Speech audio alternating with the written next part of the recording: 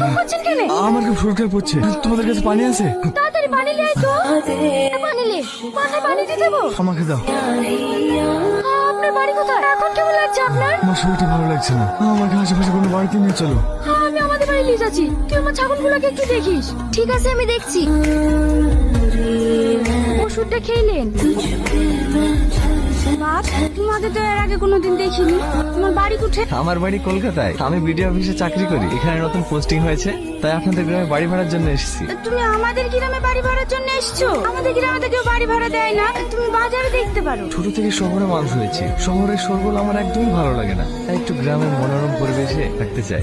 বাপ, তুমি তো আর এই গ্রামে কোনো বাড়ি ভাড়া পাবে না, তাহলে তুমি আমার বাড়িতে থাকতে পারো। আমার কোনো অসুবিধা হবে না, আমি এই বাড়িতে থাকতে পারবো। বাড়ি ভাড়া কত দিতে হবে?